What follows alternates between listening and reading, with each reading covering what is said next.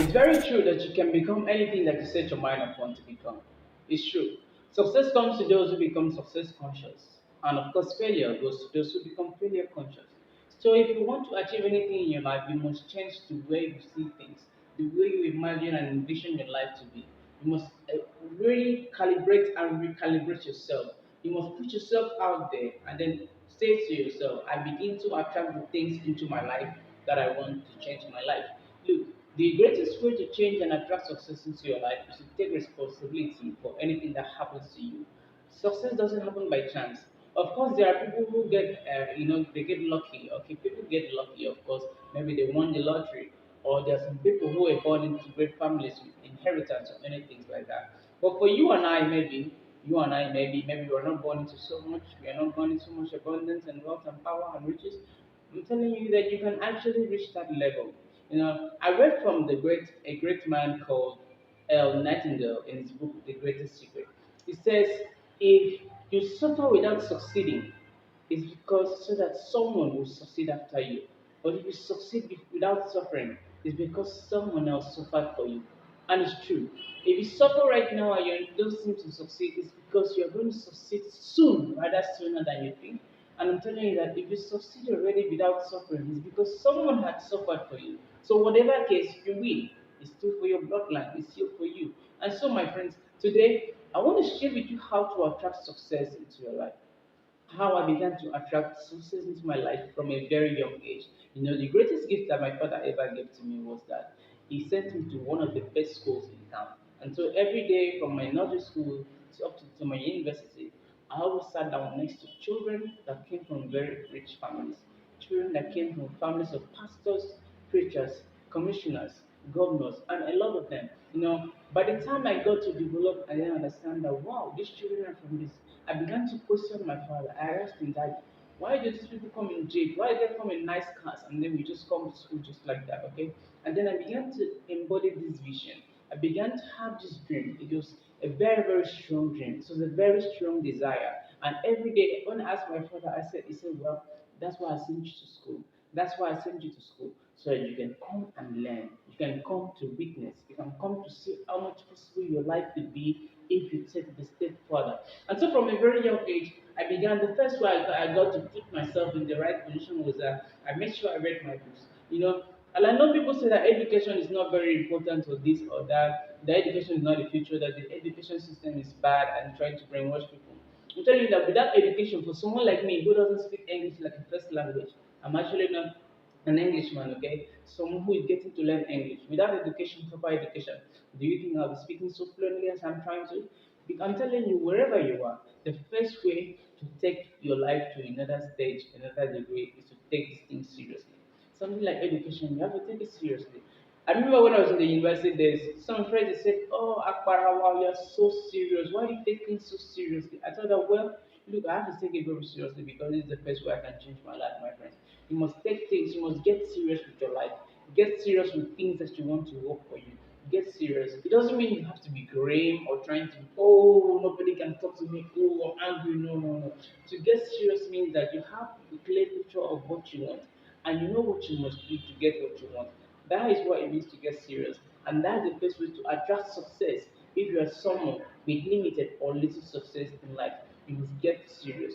And then you must get going. A lot of the things I'm telling you, I'm trying to recap from the great man did run. When I was listening to his story, it really, really touched my life. And then from people like Ubon King, the great troublemaker guy, I'm recapping and learning these things because I had to recalibrate my mind. I had to recalibrate my mind to become success conscious and not just failure or weakness conscious. Growing up, my family usually used to have this scarcity mindset where my father would tell me that, oh, it's just not enough. Look, how much am I even earning? How much is this? How much is that? This is too much. As I began to grow up, I began to realize that the limits that you set on your mind, the limits that you say in your words, those become the limits that you have in life. The limits that you set are the price tag of what you want in your life. So if you begin to imagine and begin to say abundance into your life, maybe you can begin to speak of abundance into your life, my friends. I'm telling you, it is possible for you. But if you begin to say, oh, this is just not enough for me, you begin to say, oh, how much am I even earning? Let me just manage. Let me just try to see what I can do for myself. No, that is you limiting yourself. And there's nothing so worse in life like a limiting belief. You must make sure that you proclaim the good things into your life, the things that you want to attract into your life. And that is the first way to attract success and abundance into your life. These things work for me because as a young boy growing up, the most important gift that my father gave to me was a burning desire to live the dream life, to live the life that people were already living, to live like the people I was always imagining I would live. I went to school in a very, very big estate. The estate that I went to school in, those were the governors, the commissioners, and the very high ranking officials in our society they used to live. So these things are not things that I'm just trying to say, it's something that I experienced. I felt the hunger.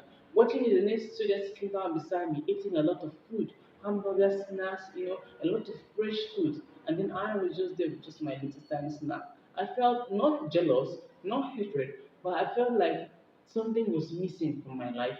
I never knew what it really was. Something was missing from my life. Maybe it was the happiness I had from having all this and so on. But I felt like I needed to do something. And the first way I needed to do something was to put myself out there and say, what is it that their parents are doing? You see, I no longer began to think for myself them. I was not thinking of myself against their parents, thinking about myself against the source of this wealth, against the source of their abundance. And until you can reach that level of thinking, that is when, my friend, you are beginning to change your life. People at your level do not think as much as you think about yourself.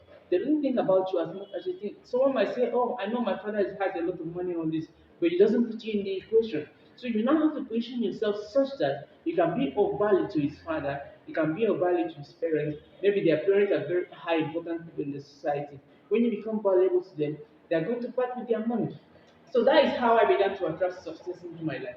I made sure that most importantly, I became success conscious.